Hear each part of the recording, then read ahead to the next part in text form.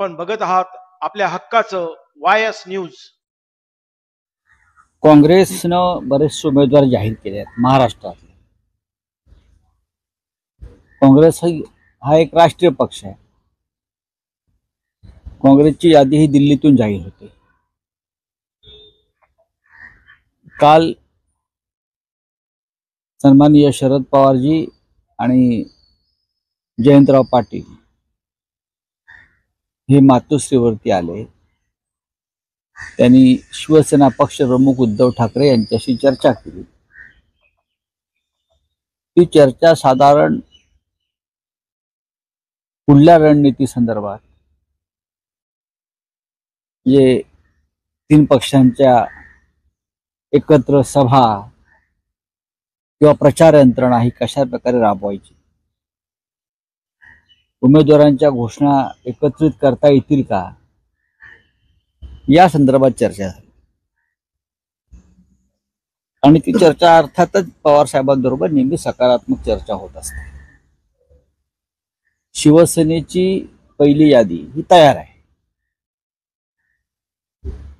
आणि मी काल आपल्याला म्हणालो होते की आज दिवसभरात ती आम्ही प्रसिद्धीला देऊ। काँग्रेस, राष्ट्रवादी काँग्रेस, शिवसेना तिन्ही पक्षांनी आपापलं जागा वाटप हे जवळजवळ पूर्ण केलं। माननीय बाळासाहेब आंबेडकर म्हणजे वंचित बहुजन आघाडी ही आघाडीमध्ये आहे का, हा प्रश्न आपण कायम विचारत असतो। आम्ही म्हणतो आहे। वंचित बहुजन आघाडी महाविकास आघाडीचा महत्त्वाचा घटक आहे। त्यांच्याशी आमची चर्चा अनेकदा झाली। चर्चेला स्वतः बाळासाहेब आंबेडकर उपस्थित राहिले। चर्चा कालपर्यंत सुरू होती, आजही राहील। महाविकास आघाडीकडून सन्माननीय बाळासाहेब आंबेडकर यांना आम्ही एक जो 4 जागांचा प्रस्ताव दिलेला आहे तो कायम आहे, तो कायम आहे। आता त्या संदर्भात अजून काही चर्चा सुरू आहेत आणि त्या संपलेल्या नाहीत। आणि आम्हाला खात्री आहे की या देशात आणि महाराष्ट्रात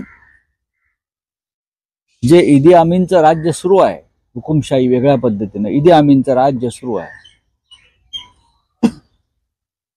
संविधानच गिळतायत, म्हणजे नरसंहार होतो।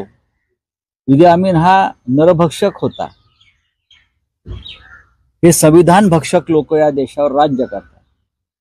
डॉक्टर आंबेडकरांचे संविधान गिळण्याचा प्रयत्न होतो आहे। अशा वेळेला आम्ही तिन्ही प्रमुख पक्ष महाराष्ट्रातले आणि देशात इंडिया आघाडी त्यांच्याबरोबर संविधान रक्षणासाठी बाळासाहेब आंबेडकर हे आमच्या बरोबर ठामपणे उभे राहतील याची आम्हाला खात्री आहे। नाशिक मधून छगन भुजबळ निवडणुकीच्या तयारीत आहे। आता असे तयारी सगळेच करतात, पण त्यांना ती जागा मिळायला पाहिजे। परत जागा त्यांची काही अजित पवार देणार नाहीत ना। शरद पवार असते तर कदाचित मिळाली असती, पण आता दिल्लीचे जे त्यांचे गुजराती नेते आहेत, पवार भुजबळांचे नवीन अजित पवार आणि भुजबळांचे गुजराती नेते दिल्लीमध्ये आहेत, ते ठरवतील जागा द्यायची की नाही। यांच्या हातात काय आहे?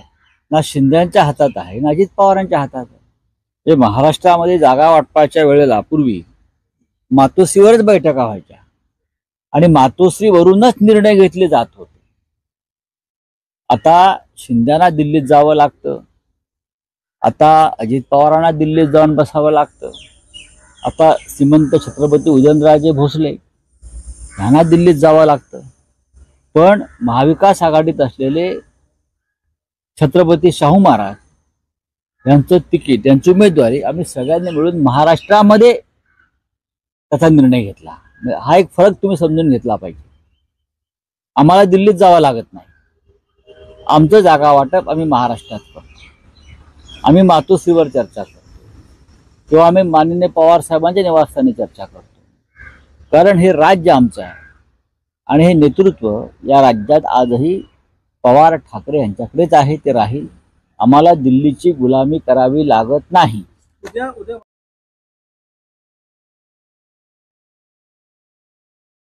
आपल्या हक्काचं वायस न्यूज चॅनल जर आपण सबस्क्राईब केलं नसेल तर आजच सबस्क्राईब करा आणि हो, बेलचं बटन देखील दाबण्यास विसरू नका.